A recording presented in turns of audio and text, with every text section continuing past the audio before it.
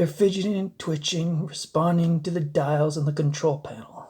I see McMurphy notice he's making them uneasy, but he don't let it slow him down. Damn, what a sorry-looking outfit. You boys don't look so crazy to me. He's trying to get them to loosen up. The way you see an auctioneer spinning jokes to loosen up the crowd before the bidding starts. Which one of you claims to be the craziest? Which one of you is the biggest loony? Who runs these card games?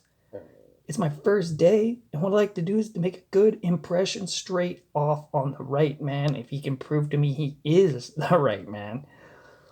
So, who's the bull goose loony around here? He's saying this directly to Billy Bibbit. He leans down and glares so hard at Billy that Billy feels compelled to stutter out that he isn't the bull goose loony yet, though he's next in line for the job. McMurphy sticks a big hand down in front of Billy, and Billy can't do a thing but shake it. Well, buddy, he says to Billy, I'm truly glad you're next in line for the job, but since I'm thinking about taking over this whole show for myself, lock, stock, and barrel, maybe I better talk to the top man. He looks around to where some of the cutes have stopped their card playing, covers one of his hands with the other, and cracks all his knuckles at the sight. I figure you see, buddy, to be sort of a gambling baron on this ward. Deal a wicked game of blackjack, so you better take me to your leader and we'll get it straightened out who's going to be the boss around here.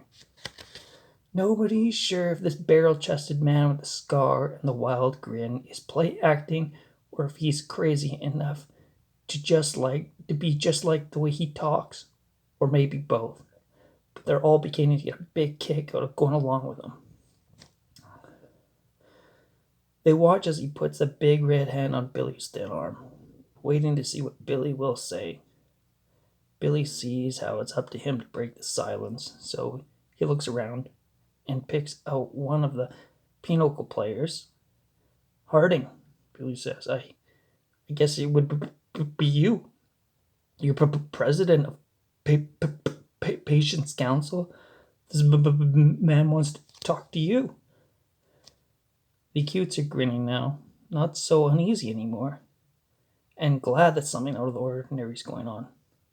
They all razz Harding. Ask him if he's the bull goose loony. He lays down his cards.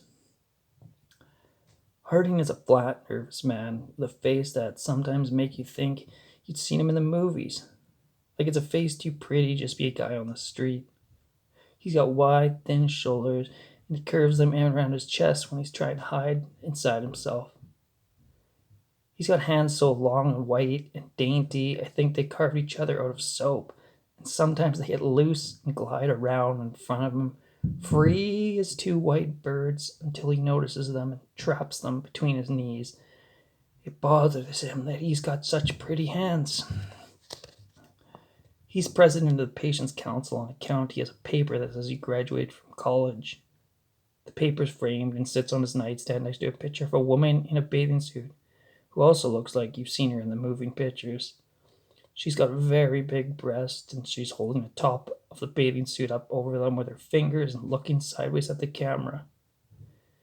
You can see Harding sitting on a towel behind her, looking skinny in his bathing suit, like he's waiting for some big guy to kick sand on him.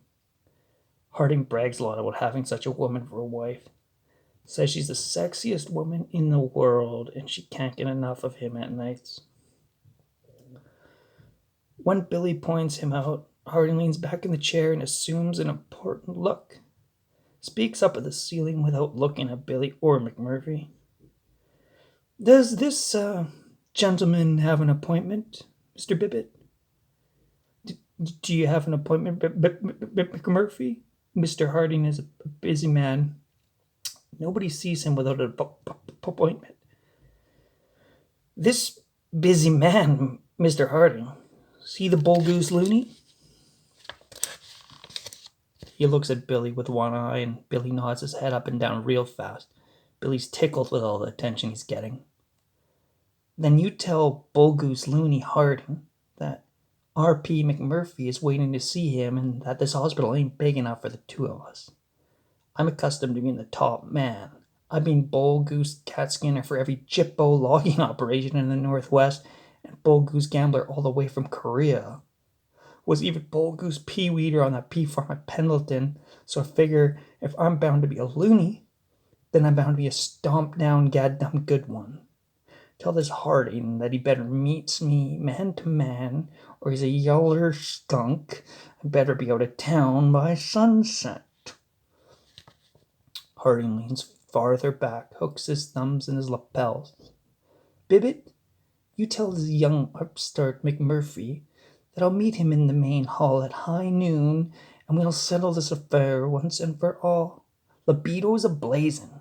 Harding tries to drawl like McMurphy. Sounds funny with his high breathing voice. You might also warn him, just to be fair, that I've been in Bull Goose Looney on this ward for nigh onto 2 years, and that I'm crazier than any man alive. Mr. Bibbit, you might warn this Mr. Harding that I'm so crazy I admit to voting for Eisenhower. Bibbit, you tell Mr. McMurphy I'm so crazy I voted for Eisenhower twice. And you tell Mr. Harding right back. He put both his hands on the table and leans down, his voice getting real low. That I'm so crazy I plan to vote for Eisenhower again this November. I take my hat off, Harding says, bows his head and shakes hands with McMurphy. There's no doubt in my mind that McMurphy's won, but I'm not sure just what.